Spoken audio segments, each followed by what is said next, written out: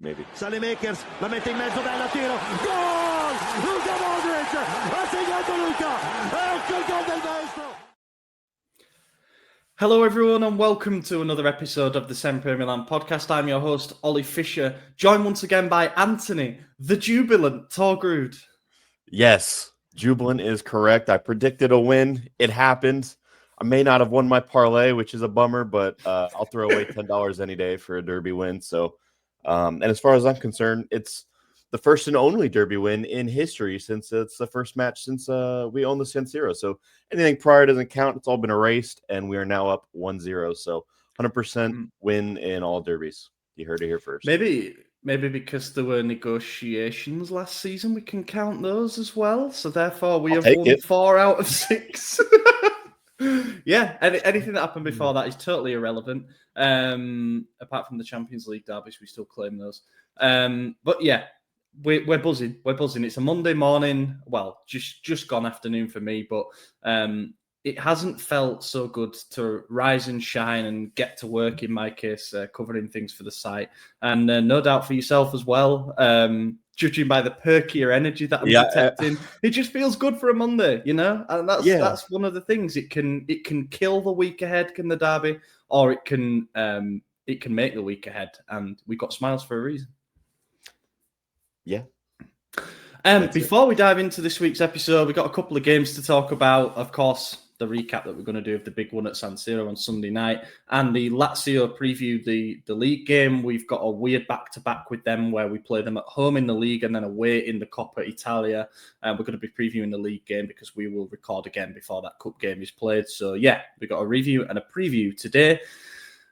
And we want to say thank you, as always, to our Substack founding members. They're scrolling along the bottom there, the names, the familiar names, the wonderful supporters that we have over on Substack, which is our premium content platform.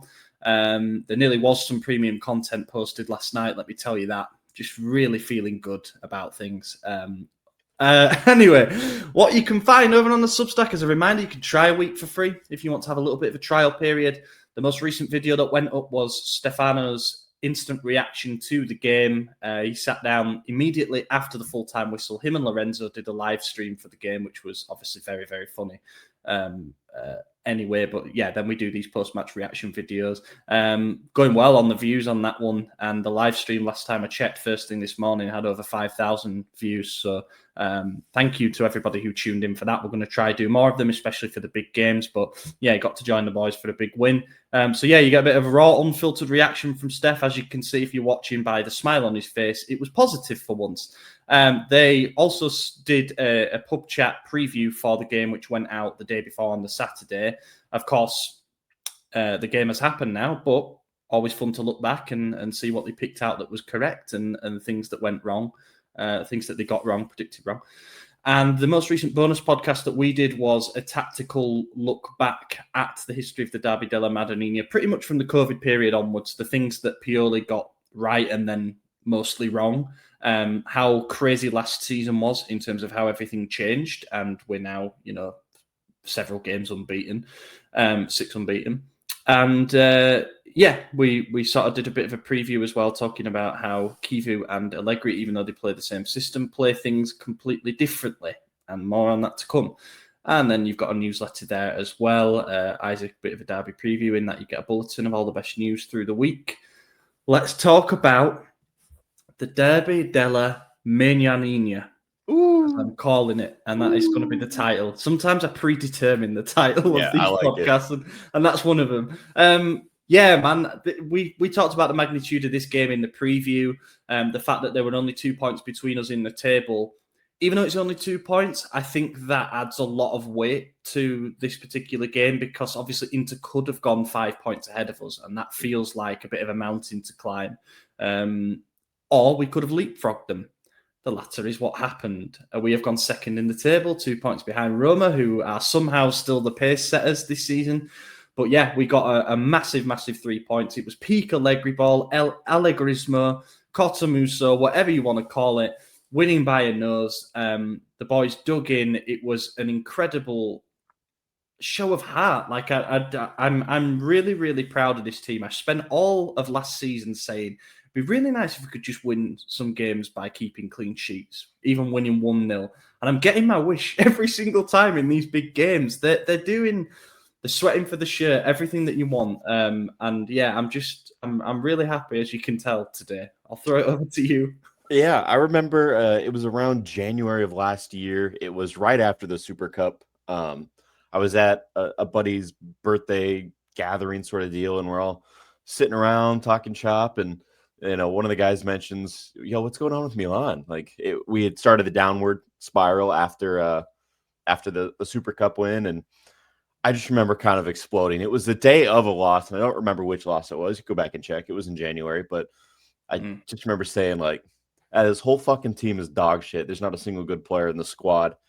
And it's not the case today. Now it's just Fofana. So everyone else is wonderful. Happy that they're all here. Most of them are the same. No, they're not. There's like 4 players from last season. So that makes sense. Yeah, it just, like you said, jubilant. That is the right word to describe it. I texted one of my buddies after the game who's a big Inter fan. That's the only weekend that we don't talk is Derby weekend. We just avoid that. Text him after the game, and I just said good game in the handshake emoji, and he just texted me back, go to church. So he was not thrilled, but I left there feeling pretty good. Very happy with the turnout. I'm just gonna kind of go off topic here a little bit, but it's Milan Club DC. We always do meetups for every game, especially the big ones. Huge turnout, packed bar. I know on the CBS broadcast they only did New York, which is fine. It's obviously the biggest one, but I just wanted to give a big shout out to DC because we really showed up in numbers, and very lively crowd. Yeah, really good group of guys this time, and it was just awesome being around like-minded people, good people. Well, one guy spilled like 3 drinks, and they all were over my ankles. So I'm like, dude, can you get your shit together, please?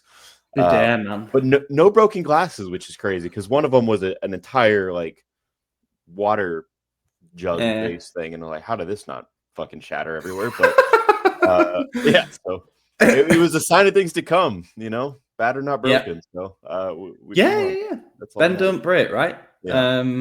Well, you can't bend glass, I don't think. Well, you can if it's really hot. I think. Yeah, but anyway, you're right. I'm glad that you mentioned that, actually, because a lot of the amazing work that the Milan clubs around the world do, it sort of culminates with the derby, right? That's when you get your biggest numbers and things like that. And I feel like, well, I don't feel like, I know it must have been difficult for a couple of years there where we lost every single one and interest in the club was at a low, and yet they persevere. Like across the board, you're still seeing huge numbers go to these games at the various clubs. And finally, we're getting to celebrate these showpiece games rather than trudge home and think I'm not doing that again next time. It's not worth it, So I'm buzzing. Yeah, there's a real feel-good factor after a derby win, and I think it's magnified when you get together with people, as you say, like-minded people who are there, win, lose or draw, but it certainly helps when you win. What I wanted to do here quickly is display the starting lineup that we fielded. I don't think that there was any real surprises here, and I don't mean necessarily by that we 100% agree with it, but no surprises. So he goes with that back 3 of Tomori, Gabia, Pavlovic, Salamakers and Bartazaghi. He names Bartazaghi as the wing back. I think he deserves a special mention in a little bit. Rabiot, Modric in the midfield, Leao and Pulisic up front. The abstention, I think, is on Fofana in terms of, it won't be our pick, but I can understand why Allegri picked him. He seems to be a bit of a comfort blanket for him in the midfield because of some of the work that he does that goes unnoticed, but he started to get noticed more and more for the wrong reasons. But I was okay with that team because I never had any expectations for Jashari to get thrown straight into a derby start or anything. So it was fine. I'd have maybe picked Richie over Fofana, but 10 out of 11 spot on.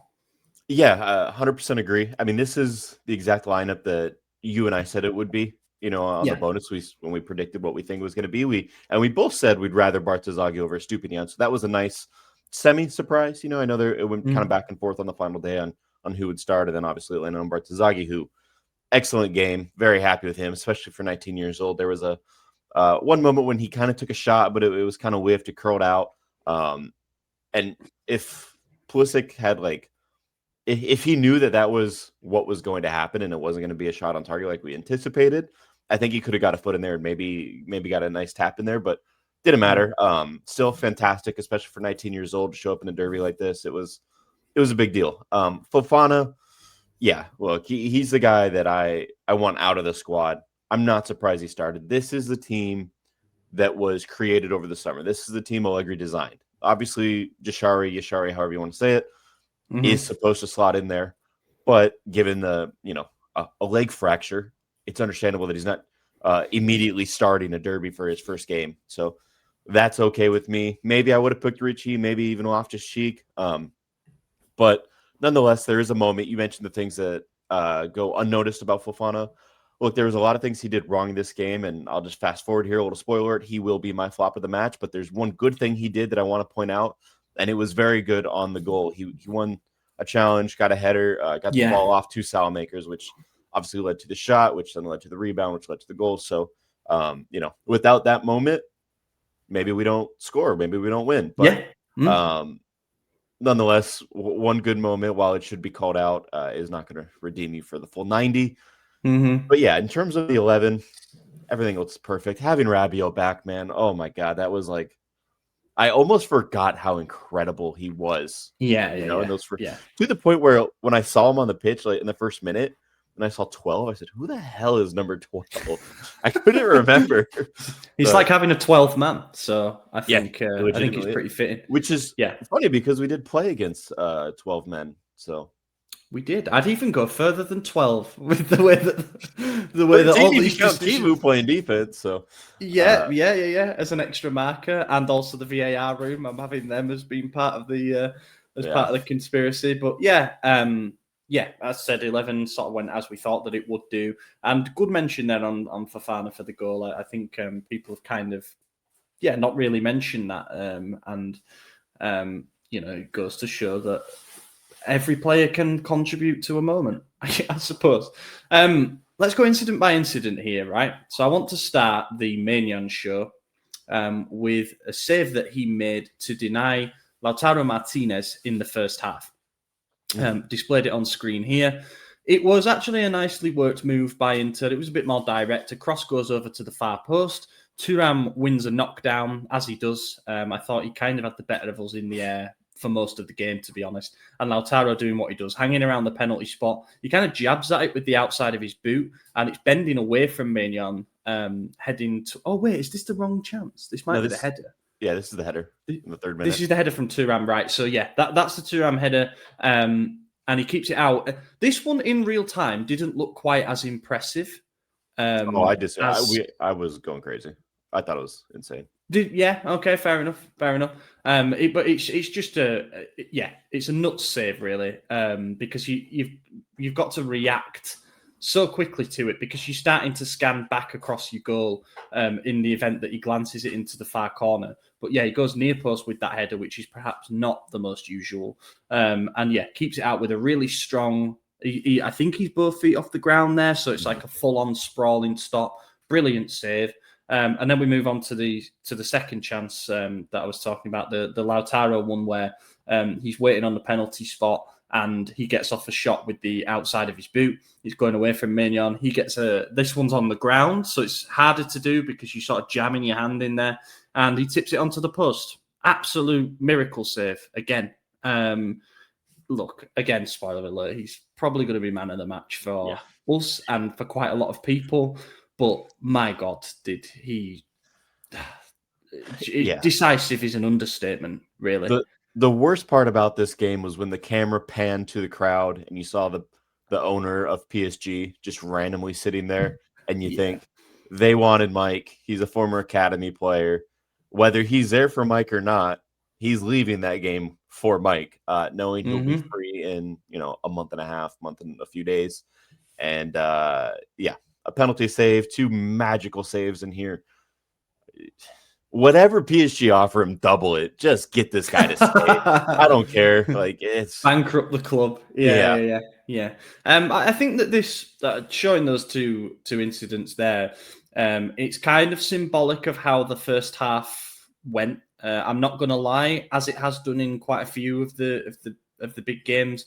we had to weather a bit of an early storm and we had to grow into it. I think it was by design, to be honest. And I saw a few people saying it at the time, at halftime, saying, not too worried because this was always going to be the vision. We're going to let Inter have a lot of the ball, give them the impression of territorial dominance, try and, they're going to create one or two things because of the quality that they have. So just keep them at bay in that sense. I don't know what the game plan would have been if we'd have fallen behind to one of these two chances. But we could have probably been a couple of goals behind at the break. So, we're saying bend, don't break. It really was that. I don't think that we offered enough going the other way, really, in the first half, to be honest. But one thing that struck me during the first half, just before halftime, first of all, pitch. Not good. Awful. So they relayed it during the week. I believe they relayed it after the Italy game. Yeah, at least that's when the pictures surfaced.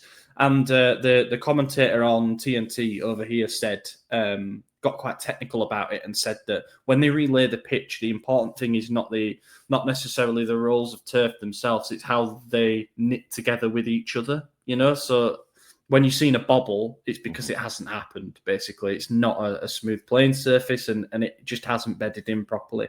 And you saw that. I think that disrupted both teams' attempts to try and pass the ball around. But the other thing that struck me was, I'm going to put it down to nerves rather than a distinct lack of technical quality, but it was scrappy and it wasn't a good watch. It was not a good watch. The amount of misplaced passes and it's slow. It felt very slow. The way that everything was happening, like players were running through treacle. Maybe they were. Maybe it was just my environment then, but I thought it was like end-to-end crazy game, to be honest. Like, and look, drinks were flowing. There was a lot of people. It was crowded. There was yelling. Plus, the Lions game was on in the other section of the bar. They had a huge fan club. The Vikings, but they got their asses beat. So there was a lot of going on, a lot of yelling and cheering. Plus, people just trying to enjoy their Sunday night. Not a good place to do it, but so maybe it was just the environment for me. But like, no, fair enough. The whole time I was like, edge of your seat stuff. It was. Like, I think it was. I wouldn't disagree that it was end to end. I think it was end to end because both teams couldn't hold on to the ball. Though, yeah, that's fair enough. Which is maybe what you want. I don't know. Maybe I'd rather it to be lively. Yeah. Of course, we all would. But one thing that and I have not fact checked this, but I read it on Twitter sometime during the break. Average possession in like, I don't know, any moment of a game is only 12 seconds, which means the average goal comes within 10 seconds of possession. And I thought that was interesting because you don't, like, you assume that it's longer than that, right? Like 12 seconds is not a very long time in reality, but I guess in a game it can feel like forever, those 12 seconds, but that really is all it takes to run down the pitch and, get a shot off. So as it turned out. Yeah. But there was another thing you had mentioned that I wanted to go back to. Oh, the pitch. The pressing. There was a moment in the second half, and it was before we had scored, but we had the ball right in front of Maignan. I want to say it was Gabia or Pavlovic who had the ball. I don't recall who, but Lautaro and Thuram were there, and Lautaro was kind of, going towards him, but not. He stopped moving, and Thuram was starting to run, and Lautaro stopped him, and he put his hand out and waved him back, and basically said "Don't press." Just don't do it, because we were hitting them on the counter, but that was it. So it almost was like their game plan had to change because they are the most press heavy team in Italy, and we're the least, as we discussed last week on the bonus. So it was like they recognized, look, every time we press, they are countering. We need to change the game plan and wait for them to make a mistake, because everyone knows Milan will make a mistake on the ball. But it just didn't end up that way, and I think it really took the wind out of their sails. Like you said, we play the same system or formation, but totally different systems. And I think it really disrupted them. That when they realized that the pressing was no longer helping them, they didn't know what to do. And that's where it screwed them up. Obviously, once we went ahead, then they, made some very attacking changes. And we're just saying, okay, press the high hell. But that also failed for them. Can we talk about some negative incidents, some things that need to be called out about the inter-team players and refereeing decisions here? Happy to do it. There's a couple in the first half that I think you're going to bring up. We Yep. both had the same idea of what to bring up here. So Got a lot of photos. So if you're just listening, you might want to turn on the YouTube here. I apologize, but we got like 10, 12 pictures for today's episode. Getting prepared. We've got resources. So this first one was very early on. This is Lautaro just throwing an elbow straight into Gabi's nose. And he was down for a decent amount of time. I was nervous that he might have actually been hurt and would be pulled from the game, to be honest with you. Yeah, concussion. It looked bad. Yeah. And in this photo, this still image here, it looks almost like it's an accident. But when you watch it live, his arms are by his side when he goes for the header. And then he just pulls it up and does throw it back. So it is an intentional elbow. The fact this never went to VAR blows my mind. For me, it's a red card. But for whoever this referee is, I already forgot his name. Simone Souza, yeah. I think you can almost forgive the referee for maybe not seeing. I don't know. The thing is that I found remarkable is that a foul wasn't even given. We're not talking about a yellow that should have been a red or whatever. He completely missed it. So that part is indefensible. But you can miss a sort of sly elbow or whatever.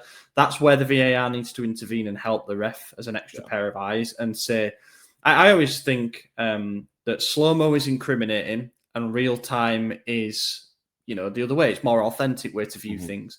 And I think this time it's kind of like the other way around. The slow-mo, as you mentioned with this still, it doesn't make it look as bad. But if you watch it in real time, that's when it's really incriminating because you see the force behind the elbow. You don't have to do that. Most people would just jump with their arms down by their side. But it was the swinging motion for me. He's gone out to, he's gone out to hurt him, but I think he's gone out to leave one in, definitely. Lautaro, for his size, he's not the worst in the air. But it did feel like he resorted to a bit of a dirty trick here to try and, it's what they do. Rattle Gabbia or whatever. That's just Inter, man. They always do it. And we got a lot more instances to go over here as well, but they're always like that. The one thing I will give the ref a little leniency on is this was like in the 7th minute, like within the first 10. So maybe you're thinking, okay, I'm not going to immediately change the game with, a red card here, but you still at least call the foul, right? Maybe he didn't see it. Fine. VAR can't go back and say no yellow card foul. You got to give a free kick. So whatever, I get that. But I think this was just an incident of like, I'm not going to change the game this early. Let's just set the pace, say, okay, I'm going to let a little stuff go. This is a scrappy game. This is the biggest derby in the world. We know how it gets. Just keep them under control. Calm them down, but, we're not going to change it. Okay, fine. Then we go on, and I don't know the exact minute here, but a little later, probably 35 or so, and there was a moment, and I'll just remove this one, and then before I put up the next one, where the referee is now yelling at Leao, who has some sort of reaction on the pitch. And Leao's yelling, and he's pointing to a Chirby. So he pulls the Chirby over, and he's yelling at both of them. He's like, you guys need to calm down. And Leao's making a sign like this, like something. Well, here's what happened. He gets yanked down by his hair, by his dreads. A little bit of shirt in there, but definitely live when it's not a blurry zoomed-in camera from a photo of a TV screen. He has a handful of Leao's hair, which you can't do, right? We know this. He has a handful from the moment that they go up for the header. So before the balls even come in, he's doing the thing that centre-backs do. You always put your forearm across as the ball's coming in to try and win it over the top, but he's got a handful there. So what that doesn't show is he's dragged him down about 2 foot by his hair, which I'm not surprised he's yelping in pain in that particular thing. Yeah, you can see it. I despise the Chirby. I think this is scumbag behavior. This is another. He really does have to resort to dark arts because he's like 35 years old. He probably knows that he's not going to be able to keep up with Leao if the ball's down on the deck or they're in the open field or whatever. So, this is probably an area that he can gain an advantage. He's winning things in the air when we're pumping it long to him. And then to still have to do something like that is just, it's really bad. I mean, this for me is... It's getting towards obviously it's not going to break his nose or anything, but it's getting towards the region of being as bad as the elbow because it's cynical, incredibly cynical. And again, these angles are available because we're looking at one right now. They can intervene here and say, but it did seem like Sousa, the referee, was remonstrating Leao more and saying Yes, you he need to stop was. complaining. And I just think it's a joke. It's a disgrace. And the reason it's important to even show this stuff is because of a later incident that goes against us, but the harshness of this game and how he was just letting things play, and then the moment he chose not to, which we'll get to. We have a few more instances before that, but this one, despicable. I can't believe it. But the next one. Now, this is an interesting one. This is Rabiot trying to make a quick throw in. But what is that right in front of him? Is that Christian Kivu outside of his box with his hands up blocking the throw in? How on earth is a manager allowed to do this and then just get a laugh? He taps Rabiot's back and laughs about it, and the ref just blows a whistle and says, "Hey, what are you doing?" Are you fucking kidding me? This is a red card. You get in your box. You can't interfere with the play. This is basically a pitch invader. Yes. This is if I jumped out of the stands and ran across the pitch. That's the well, put it this way. If a substitute was walking up and down the line and they actively stopped a player from taking the throw in, they're interfering with the game. They would 100% be punished, most likely with a red card. He had to be sent off for this because, he's I dare say that his right boot, you can just see his white trainers. He's one of them managers who wears the all white trainers, which I don't like, but he might even be on the pitch marginally. It looks like it. It looks like it. If the ball was right there, that's in. So what are we doing here? What are we doing? Simone Inzaghi got away with this every single derby. It actually got highlighted by the media because he forced Teo to go around the side of him once. And we're not watching it. We're still not watching it.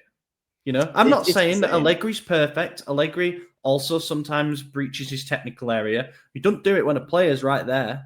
Yeah. Or at least I haven't seen that yet. The difference is, look at Çalhanoğlu. Look at, I believe that's Salamakers. This is Bartazagi. I think it could either be one of them coming down the left. Yeah, that would make more sense. Bartazagi. He's in full sprint. We're in the intertechnical area. This is in on goal. This is a throw-in, a quick throw-in when everyone else is shut off and we're turned on. This could have been a goal-scoring opportunity. If we give players red cards for stopping goal-scoring opportunities, why are we not doing it to managers interfering? Yeah, this is fully agree. Ridiculous. You can't say he's a rookie. He's a very experienced player. Like this, it's bullshit. This is total bullshit. And again, everything was let go. And the reason this one is so important to me is and I don't have a picture of the next incident because a video is really what you need for the next one, but we'll talk about it now. This was around the 43rd minute after the other ones. I've gone chronologically here. Mm-hmm. Almost immediately after this, Leao then gets a yellow card for what looks like a late challenge on Barella immediately after this, but it's soft. And then when you get to the replay, you see there's no contact. Barella dives as he always does. This is why Italy can't win a game in the national team level, because they think this guy's their star, because he gets away with this bullshit in Italy. The referees are dumb. I just got so fired up. I'm sorry. Forgot this isn't the go. We won the game. Yeah, we did win the game. But it doesn't fly in the rest of the world. That's why they don't win. But here they get away with it because they just say, "Oh, bro, it's the greatest midfielder in the world." Well, no, he's not. It's actually Modric on the other team. That's the team who won. But he dives. He jumps over it. There's no contact. Leao gets a yellow card. Hilarious. After all the incidents here, Leao gets the first yellow card of the match for his first challenge of the game, for a challenge that didn't even connect with the player. There was just a slide tackle that missed. It hit air because Barella jumped over it, but then he decided, I'm not getting this ball. I might as well just go down. I got to calm down here before I get should we move on to the good bit? Yeah, go for it. Go for it. So we get to halftime. We've kind of, as I say, weathered a bit of a storm. Inter have been on top. Probably could be a goal up, maybe 2 goals up, but for a couple of great saves by Maignan.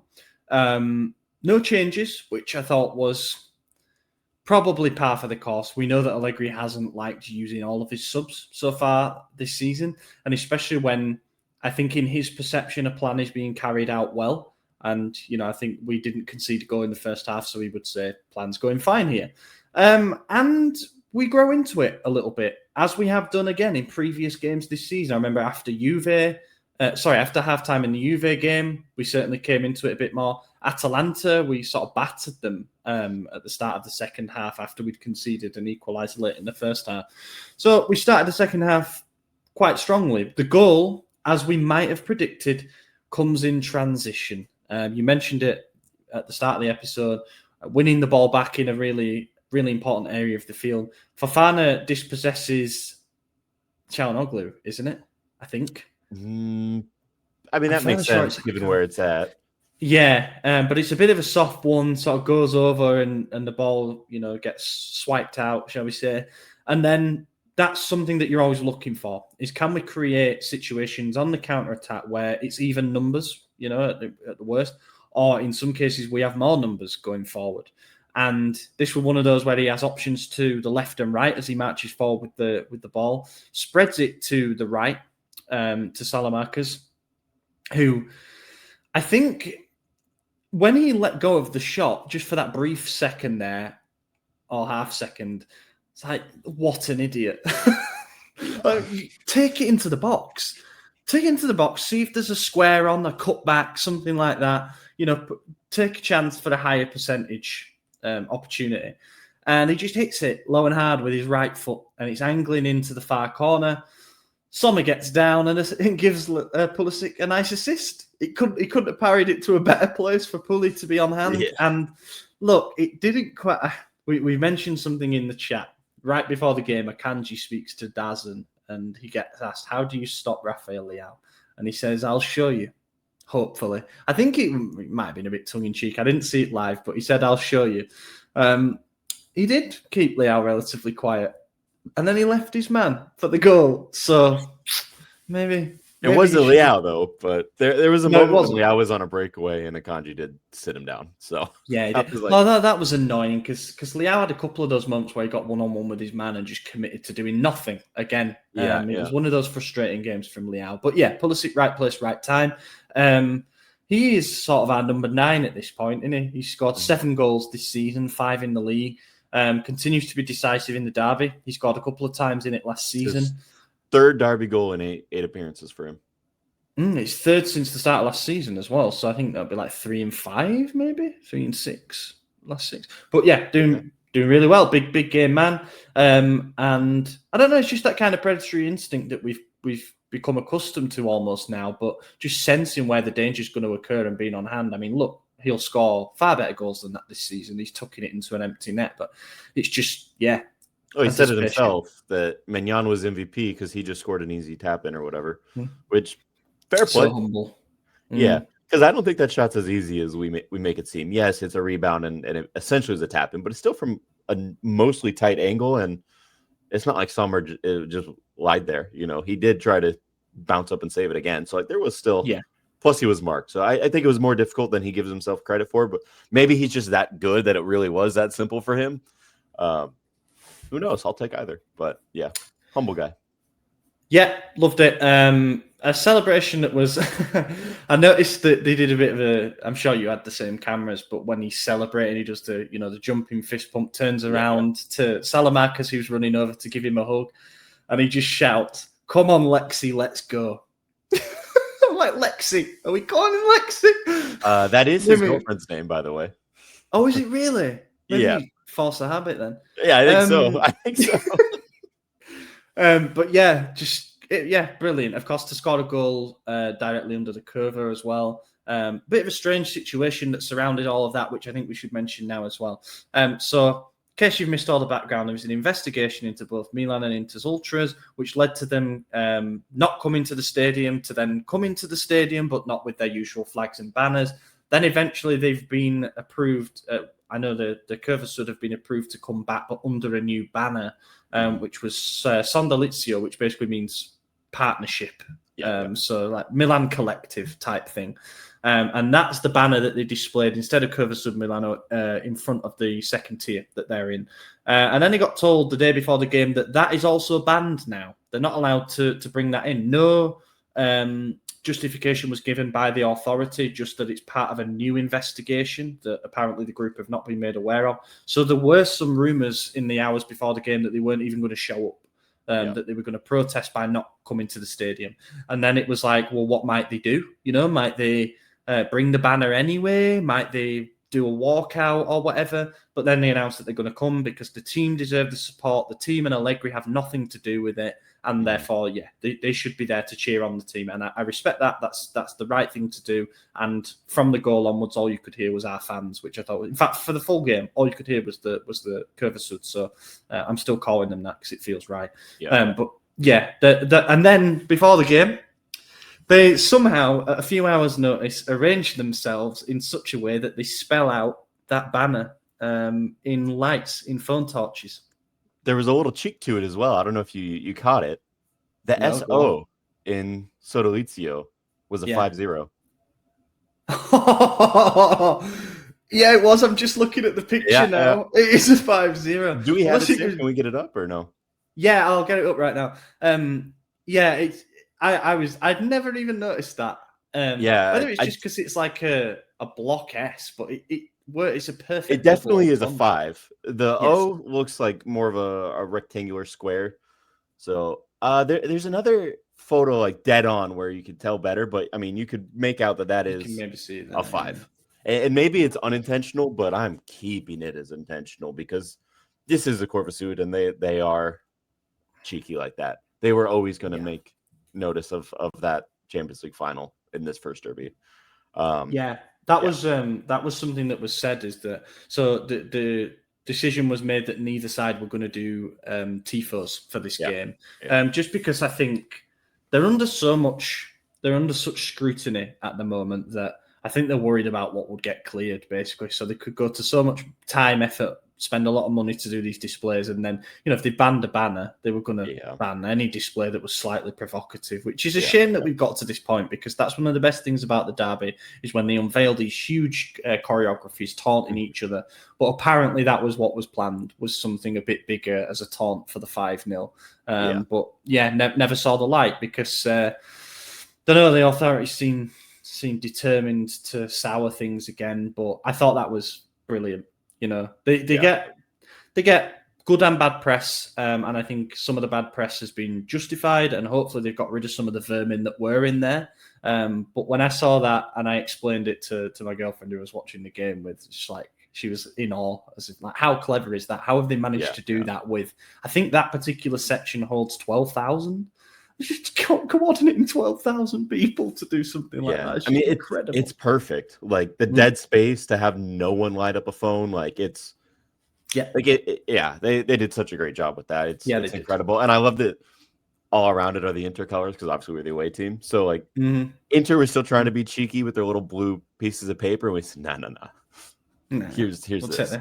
Yeah. A lot of people didn't know the backstory behind that, so I thought it was important that we mention it. But yeah, scores the goal. Back to Pulisic, scores the goal under the curva, which is brilliant. I love it when we score under there, because the players all gather and celebrate, and you see all the pissed off Inter fans in the bottom tier, and then you see the Milan fans who've got tickets in there and have run to the front celebrating. It was like half Milan fans in that section behind the goal.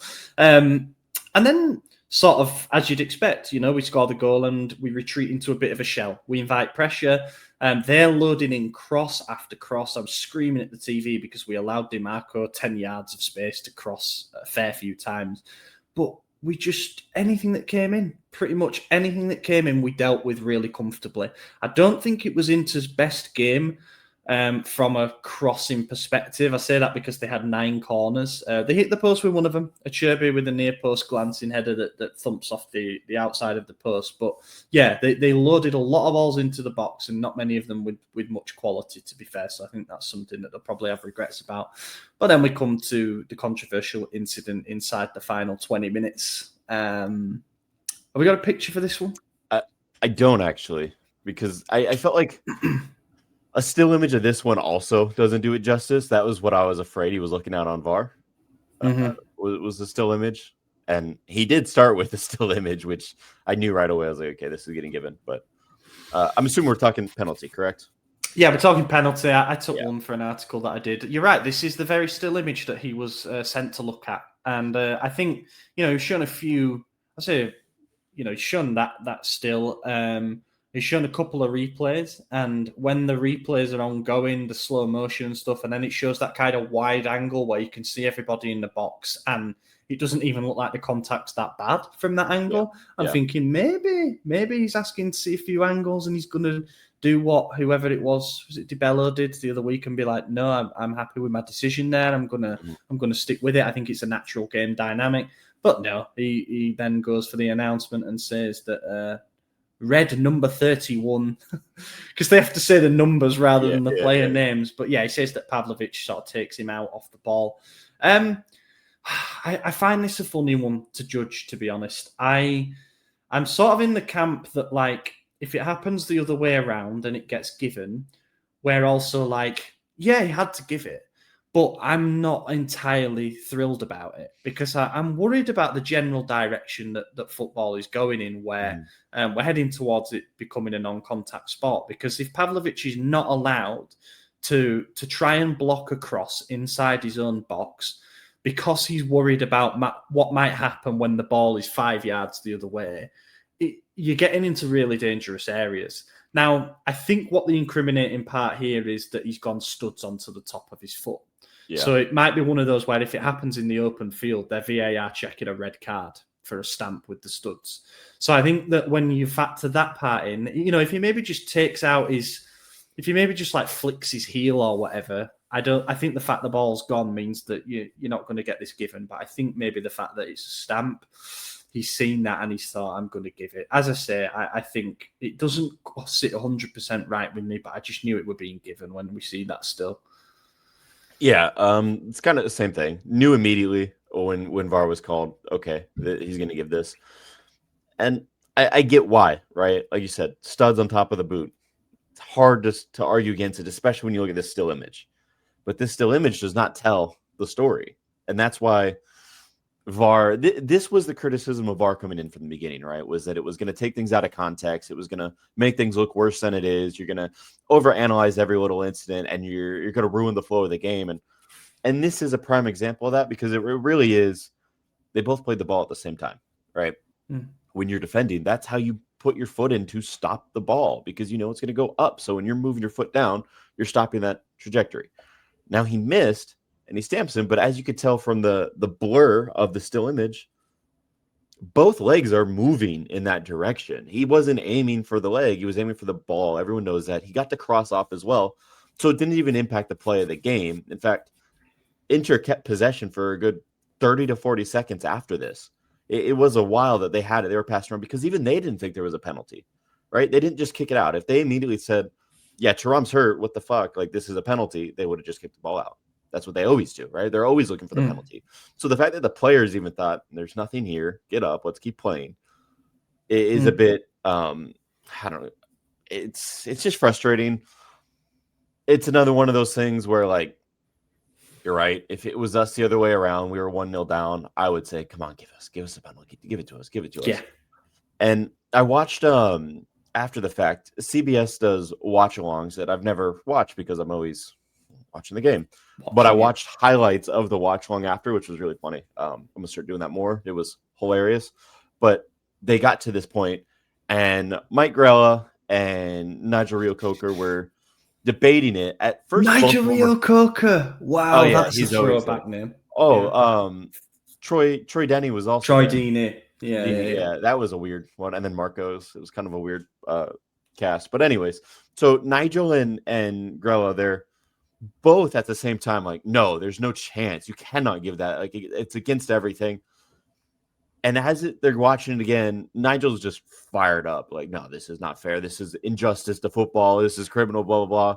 And all of a sudden, a girl goes, you know what? I think by the rule book, this is 100% a penalty. He's like, it's harsh. I don't like it. And this happens every day in training. This is a part of the game. This is natural. But according to law, this is a penalty. And I think ultimately that's where I stand too. I think he is right with that. Like, it's harsh. You don't want it. This is a natural action. It didn't impact the game. But it is a stamp inside the box, which is a penalty. So I think the good news is you can't do double jeopardy, right? Like you said, if this was outside the box, you're looking at a red card review. Inside the box, it's just a penalty and a yellow. Yeah. So, yeah. I don't think it's quite the... I don't think it's quite the crime that people are making out, basically. But at the same time, I would say it is unfortunate, and it is an indication of the way that football is going, and I don't think that to be a particularly pleasant direction. If you needed sort of any further indication on how divisive it's been, Graziano Cesare, who was a former referee, and he does the slow-mo replay thing, whatever you call it, like the VAR room thing for Sport Media Set, said it was an absolutely justified penalty because Pavlovic committed a reckless act. And then Riccardo Trevisani on Pressing, which is a different program which looks at incidents in games, said that the decision is an abomination for football because what happens next is completely irrelevant and nothing serious happens to Thuram. His leg lands on him completely by chance. So there you go. Two completely different. Yeah, I know. It's strange, isn't it? It's a very strange one. But most importantly, ball doesn't lie. Ball don't lie. Doesn't matter because this happens. Magic Mike Maignan saves his second penalty in a row. Bit of mind games before this one as well. I liked it. He walks to the edge of his 6-yard box where Çalhanoğlu's getting ready to put the ball down and take the penalty. The referee Simone Sosa does a really bad job of trying to get him back into goal. And he's telling him where to shoot. He's saying, go to my right or go to your left or whatever. He's telling him which side to shoot. That's one thing. He then stands in the goal and he's almost like 2/3 of the way over to the right side of the goal. And he gives him the room and says, Hakan, shoot the way that you normally do, because he normally goes bottom left like a lot of the best penalty takers do. And then, just as he's about to take it, that little shuffle across gets a really good strong hand down to it. Not going to lie, when the referee paused and had his hand to his ear, I'm thinking, oh no, he was off his line. They're gonna pull this back and make him take it again. But nope, then he's like, play on. Stadium erupts because it's hilarious. Objectively. What's it? He did not look confident lining up. And normally I feel like Hakan is always pretty stonewall confident in the derby. And maybe it was just because of the 6 consecutive losses. But now that it was about to be his 6th straight derby without a win, I think that pressure's kind of making him crack. And it really does happen, right? Like when you go on a losing streak or a 0 victory streak, whatever you want to call it, all of a sudden it does start to sit in like, do they just have our number? Can we just not do it?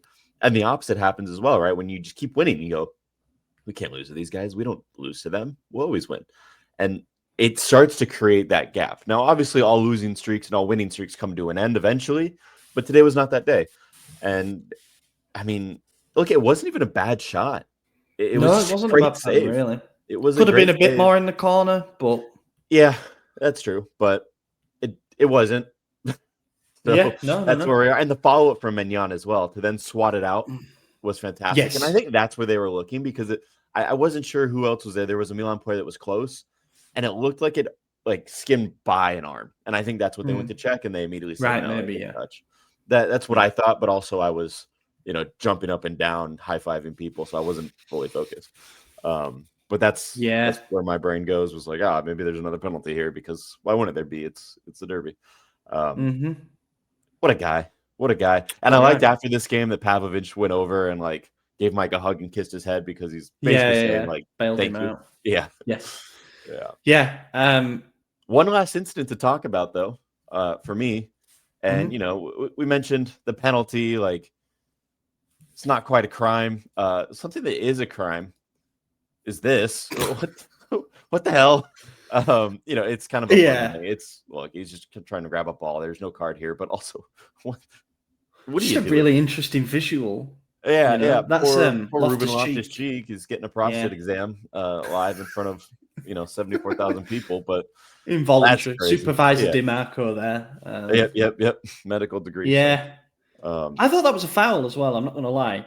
He gets shoved over while he's heading to the corner to shield the ball. And I think he does get shoved over from behind. But then when he falls on top of the ball, the linesman waves a foul the other way. Now, I don't think you can actually do that because it's not deliberate obstruction. He's just fallen on top of the ball. So I think that's another thing that they probably got wrong. But he's going to get the ball back. And what a powerful image. Yeah, indicative of their season. Yeah, a little bit, getting a reach around. It is what it is, And yeah, I mean, say we allowed. I mean, there were a lot of crosses into the box in the closing stages, but I think Inter's belief kind of evaporated as the time did in those last 10 minutes. There really wasn't an awful lot to mention there. It's not like there were any more heroic saves or anything. We saw out that remaining period with relative ease. Inter did switch to a 4-2-4. They chucked Pio Esposito and Boni up front. Lautaro came off, which I thought was interesting because he was looking for his 10th goal in a derby against us.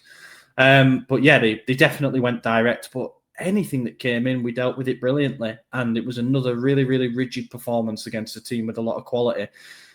And yet we can keep conceding multiple goals against teams that are at the bottom end of the table. It's just the way that it's going. But I'll take the derby win. I'll take the derby win and the clean sheet. I think man of the match is an obvious one for us, right?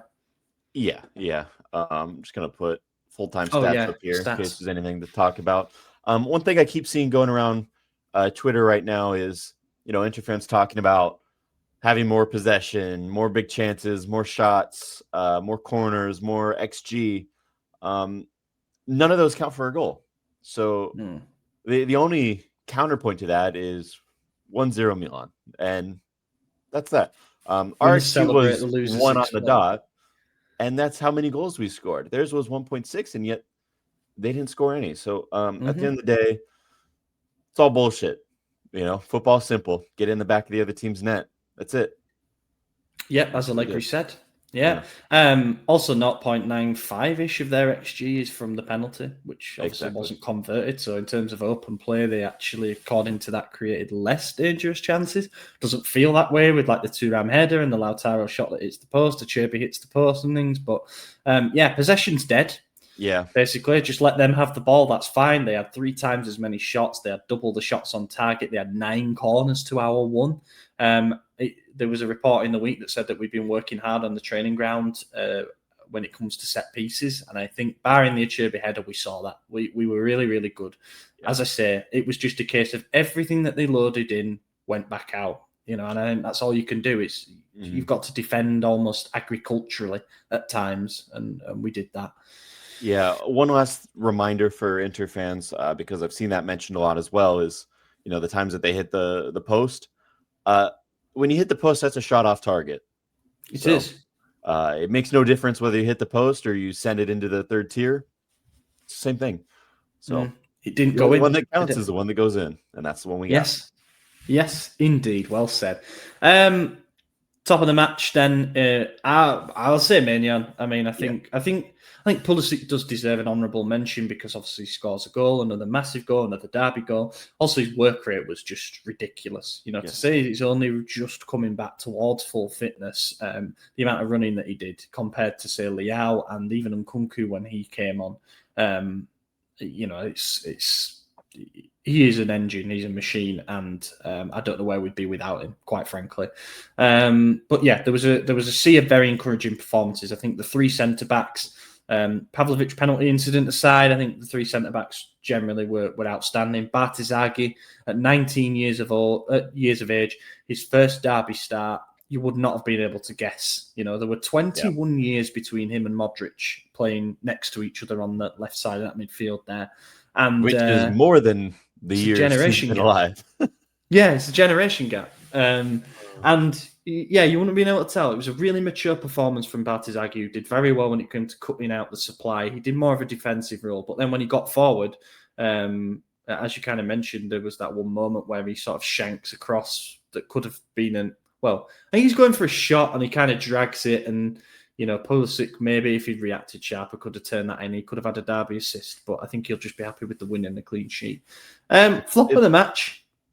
Real quick, back to Bartizaghi. It's crazy to think that Modric was born, raised, signed, and played in the Champions League all before Bartizaghi was born. And now they're starting derbies together. Incredible. Also, honorable mention to Rabiot, his return. He's fantastic. He still has only seen 1 goal conceded against Milan in games he's played. Still unbeaten in the games he's played. Only 1 draw in that time as well, the Juve game, which should have been a win. But so Rabiot is arguably the lifeblood of our midfield, even more so than Modric, but they just play off each other so perfectly. And again, he's commanding people, telling people where to be, keeping Pavlovic back and not making these crazy marauding runs, which obviously got us a win against Roma. So, sometimes they're good. But yeah, Rabiot, incredible. Flop of the match. It's got to be Fofana, the only guy to really underperform in this game. Everyone else did so well. Fofana was noticeably bad, but I don't want to say he was like a 3 out of 10, but he wasn't that bad. It was just compared to everyone else who was probably a 7 at worst. I'd say he was maybe a 5.5. Yeah, I would agree with 5.5. Not disastrous, but not a positive factor either. But yeah, I think the only other shout is I was really disappointed with Nkunku off the bench again. I just think he's offering so little at the moment, and he looks so off it from a fitness point of view. And I don't get it. Like, he cost a lot of money, and it feels like game after game is going by with him looking sluggish and shit. And like, that was a situation that could have been made for him. On the counter, a chance to get your first league goal in a derby with all the space that's opening up. Just a complete non-factor. Not good. In that situation, you might want to throw on a big man, for example, rather than someone who's a smaller dribbler type. But one of the two Frenchmen. Right, let's quickly do a Lazio preview. Maybe that can be the bonus this week. We can do more an hour. So Lazio this season, they're having a bit of a weird one. They've got Maurizio Sarri in charge. He went back there. Looked like he was going to resign in the summer because this transfer ban came along that he wasn't privy to before he signed his contract. But he decided to hang around. After 12 games, they are currently 7th in the table. They're 8th in the table. Well, they got level points and goal difference with Como. But yeah, they've won 5, drawn 3, and lost 4 of them. They started the season with 3 defeats in 4, losing to Como, Sassuolo, and in the derby against Roma. But they've only lost 1 game since then, and that was against Inter in the league. They're keeping a lot of clean sheets. And they beat Juventus as well. Yes, they beat Juventus 1-0. In their most recent game, they beat Lecce 2-0.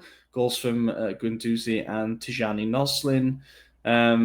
But yeah, there's some tougher games to come in the next sort of month and a bit for them there. They've got us away, Bologna, Napoli. But at home for this one, which feels weird because obviously we played the last game at San Siro too, but that's always an advantage. Don't know. I don't feel like it's a nailed-on win, but I'm certainly feeling more positive after that. Yeah, I don't either. I think a weird thing happens right after the derby, right? That the winning team kind of adrenaline dumps, and it comes down to how quickly do they just get back in mentality of training. Mm-hmm. I feel like Allegri's really good at just keeping it going, but I don't know if our players are. And I know that's a weird thing to say when I just got done talking an hour about mentality. But I do think that there's a part of me that thinks they might let off a little bit because we have in the smaller games. Not that Lazio is a smaller game, but comparatively, I mean, we're in second place, yes, but we've beat every other team in the top 5. And we drew against Juventus, but, we're doing very well. I don't know if we're going to beat Lazio. I think we'll get at least 1 win in these 2 back-to-backs. I would rather it be the league game than the cup game, to be honest with you. But, I'll take whichever. Yeah. It's strange, isn't it, having this back-to-back, because we've got to go there the following midweek for a place in the quarterfinals. That's around a 16 game. Yeah, I don't know. I think adrenaline dump is the perfect way to put it. It's how do we follow up a result like that this season so far? I'm not going to call Lazio a lesser side because they're not a relegation battling team or anything like that. But it's not as big a game in terms of that adrenaline as the derby. So can we pick ourselves up for something like this, a game that we are more likely to win on paper? We will find out. But Sarri is one of those coaches, he can devise some cunning plans that make things very difficult. Our results generally against Lazio have been pretty mixed. Yeah, I mean, looking at the team that they played for the Lecce game yesterday, a 2-0 win, Provedel in goal, Maricic, Gila, Romagnoli, Pellegrini, the back four. We've been linked with Mario Gila because his contract expires at the end of the season, and Iglitare signed him from Real Madrid. Guendouzi, Cataldi, and Basic is the midfield three. I think I've said before on podcast, but I think that midfield three can be got at. That should be an area where really we win the battle. Gustav Isaacson, Boulaye Dia, and Zakani as the front three. It's not a bad team on paper. I mean, it's sort of 7th, 8th is roughly where you would put it. But I don't think it's too bad considering all the chaos that happened in the summer. It looked like there would be a massive fire sale that never really came. So yeah, I expect Lazio to be in and around challenging for the European spots. They seem to have recovered from a really bad start to the season and playing with a bit more and more confidence. But I'd like to do to them what Inter did to them, just win 2-0 and day. One stat that is nice to see is Allegri has played Sarri 19 times in his career, and he's beaten him 11. The only managers he's beaten more than Sarri, Pioli and Gasperini. Wow. Yeah. Interesting, right? Yeah. Wow. Allegri and Gasperini top of the league. Wow. And we beat them already, so yeah. It's crazy. Would you make any changes to the team for this one? Depends on how fit Yashari is. Maybe put him in over Fofana. If he's ready, maybe not. Ricci came off and looked fine, or came on and looked fine. So we do a little rotation. I mean, Modric just played a full 90. He even did it over the international break. At what point does this guy rest or disintegrate? We got to rest him eventually, especially knowing that we're going to play the cup as well. It's the same team. That's the tough part, is which game do we rest a little bit in? Maybe it's neither, right? Maybe that is the key to fitness, is just keeping them playing every week. We think rotation, but maybe it's that day off that their muscles are getting tight and then we're tearing them after. Maybe they're just keeping them loose by playing nonstop. Who knows? Yeah. I think maybe the cup game is the one where we make a few more changes, to be honest. I think the 3 points in the league are invaluable. And then, the cup, maybe they do the same. I don't know. But I think I would stay with the team. I'd like to see Ricci come in for Fofana, but I don't think anybody else has done enough to be dropped. We need Pulisic and Leao to keep playing together, to keep getting chemistry. Modric and Rabiot, you just can't drop. And that back three, you definitely don't change. So, and we know Jimenez is injured. It's 50-50 whether he'll be back for this one, and Atakame sustained an injury on international duty, so I think he'll be looking more at the Lazio Cup game than the league game. So there might be sort of forced hand and natural rotation that comes into the equation next week. Score prediction, I'm going to say that we win, and I think we win 1-0 again. I'll go 2-0. I would like that. A win and a clean sheet. Let's keep everything rolling. Let's be in and around the mix. Christmas. I'll do one listener question, and I promise we'll wrap up because I know that you're stretched for time. On the Discord, Darren Torres, do we have to consider ourselves genuine Scudetto contenders, or is top four the most that we should aspire to? Like we keep saying, top four is the aim this season, and I think that's a bit of a deflection tactic. But also, I really like his mantra of let's see where we are in March. If we're still in the pack at March, then we'll deserve to be there, and then you can start to believe a bit more. I don't think it makes sense to declare a greater target at this point, because all it does is increase pressure. Yeah, I think that's where we messed up last season, was from the gate, telling Fonseca, okay, we want the title. That obviously backfired. It. Yeah, that was crazy. Do I think we are legitimate contenders? Yeah, we've beaten everyone in the top five. Of course we are. We have to be. Will it happen? Wait till May. We'll find out. But I think Allegri is spot on, right? The target that was set out was top four. If you overperform that, there is no harm, no foul. If you set the target at first and you underperform it, then all of a sudden there's questions asked. And why put yourself in that situation when you don't have to? So we wait and see where we're at. Like you said, in March, I even say April, I think. But we are a third of the way through the season now, and we're 2 points off. So that win was massive as well in terms of recompacting everything at the top. Win and you can drop a few, or you can be top. That's sort of the way it's going. The questions I have at this stage, and we've only played 12 games, so it's not even a third of the way through the season, is how sustainable is what every team is doing. So, for example, Inter are playing this very aggressive high press under Kivu with what is still quite an old squad. And as the games rack up, they're in Europe. They've got the Super Coppa. They'll probably want to go deep in every competition that they're in. Are they going to be able to sustain this for what? It's going to be 55, 60 games this season. Inzaghi's style was not this demanding, and they managed to go all the way. They knew the moments to conserve energy and stuff. I just don't know if they can keep this up. But maybe he tweaks and adapts the style a bit, like we saw yesterday, where they don't press as intensely in certain games. But that's my big question mark for them, because I think the quality there. And with Roma, it's like, can they keep being this good defensively? A lot of people are probably thinking the same thing about us. But for me, the big doubt about how sustainable what we're doing is can we just keep giving up so much of the ball and finding a way to win 3 weeks out of 4? Yeah.